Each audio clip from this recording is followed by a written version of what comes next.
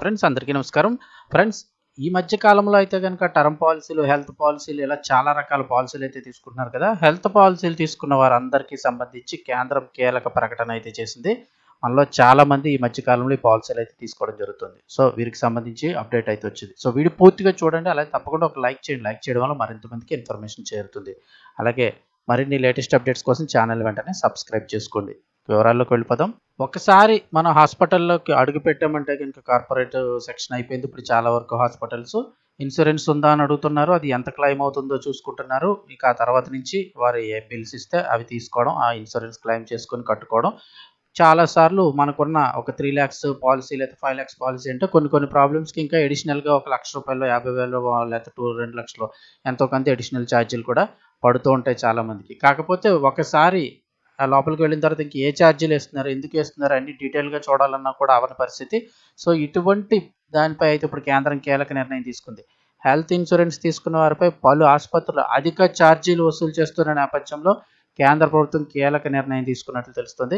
Health పాలసీల క్లెయిముల కోసం ప్రస్తుతం ఉపయోగిస్తున్న బీమా క్లెయిమ్ పోర్టల్ను ఆర్థిక మంత్రిత్వ శాఖ, బీమా నియంత్రణ సంస్థ అయినటువంటి IRDAI నియంత్రణలోకి తీసుకురావాలని చెప్పి ఆలోచిస్తున్నట్లుగా సన్నిహిత వర్గాలు తెలుపుతున్నాయి.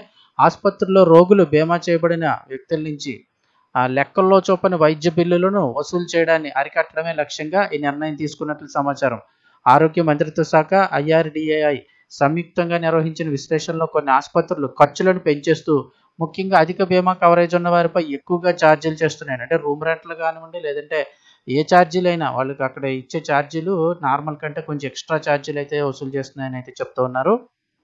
దీంతో ఇప్పుడు బీమా సంస్థలు ఏం చేయాలో తెలియక మరి వాళ్ళు ఎక్కువగా కోట్ చేయడం వల్ల ఏంటంటే చచ్చినట్టు బీమా సంస్థలు కూడా ఇంకా ప్రీమియంలు పెంచేయాల్సి వస్తుంది. మరి వాళ్ళకి క్లెయిమ్ ఎక్కువగా వసూలు చేస్తున్నారు కాబట్టి ప్రీమియంలు పెంచాలి. ఫలితంగా చాలా మందికి ఆరోగ్య బీమా పొందడం లేదా రెగ్యులర్గా అప్డేట్ చేసుకోవడం చాలా భారంగా మారుతుంది.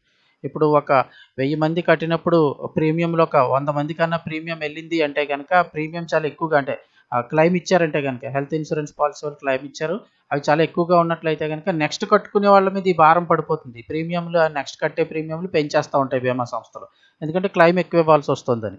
ఇవన్నీ కూడా అధిక ఛార్జీల వల్ల ఈ యొక్క విధానం అయితే జరుగుతుంది. సో కొంతమంది ఆరోగ్య బీమా పొందడం లేదా వాటిని రెగ్యులర్గా మెయింటైన్ చేసుకోవడం అయితే భారంగా మారుతుంది. ఈ క్రమంలోనే కేంద్రం పై నిర్ణయం తీసుకున్నట్లయితే పలు కథనాలు పేర్కొంటున్నాయి. ప్రస్తుతం బీమా సంస్థలు కానీ ఆసుపత్రులు డిజిటల్ ప్లాట్ఫామ్లు అయిన నేషనల్ హెల్త్ క్లెయిమ్స్ ఎక్స్చేంజ్ని అయితే ఉపయోగిస్తున్నాయి. ఇది ఆరోగ్య మంత్రిత్వ శాఖ, నేషనల్ హెల్త్ అథారిటీ పర్యవేక్షిస్తుంది.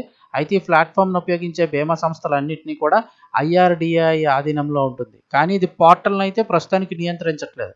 కానీ ఇప్పుడు కేంద్ర ప్రభుత్వం తీసుకున్న నిర్ణయం ఏంటంటే ఈ పోర్టల్ను నియంత్రించే అధికారం IRDAIకి రానుంది. అంటే అన్నీ కూడా చెక్ చేసి ఎందుకు వేస్తున్నారు ఏంటి అవన్నీ కూడా కంట్రోల్ చేసే అధికారం అయితే IRDAIకి రానుంది.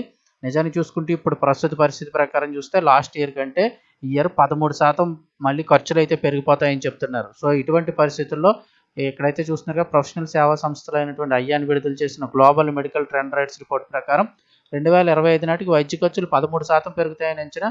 ఇది ప్రపంచ సగటు కంటే 10% ఎక్కువ. గత ఏడాది ఇది 12%గా నమోదైంది. 2024-25లో ఆరోగ్య బీమా ప్రీమియం ఆదాయం వార్షిక వృద్ధి 9%కి తగ్గింది. ఇది గత ఏడాదికి 20% పైగా ఉంది. ప్రీమియాలు ఎక్కువగా ఉండడం వల్ల పాలసీల పునరుద్ధరణలు తగ్గాయని కూడా నివేదిక పేర్కొంది. సో ఇలా పెరిగిపోతూ ఉంటే సామాన్యుడు ఎవరు కూడా ఎలాంటి ఒక హెల్త్ పాలసీ తీసుకోవాలన్నా కూడా భయపడే పరిస్థితి అయితే నెలకొంటుంది. కాబట్టి ఇప్పుడు కేంద్రం వీటన్నిటిపైన కూడా ఎందుకు వేస్తున్నారు అంటే ఒక నియంత్రణ అయితే కనుక చేయబోతుంది. ఇది నిజంగా మంచి న్యూస్ అని చెప్పుకోవచ్చు.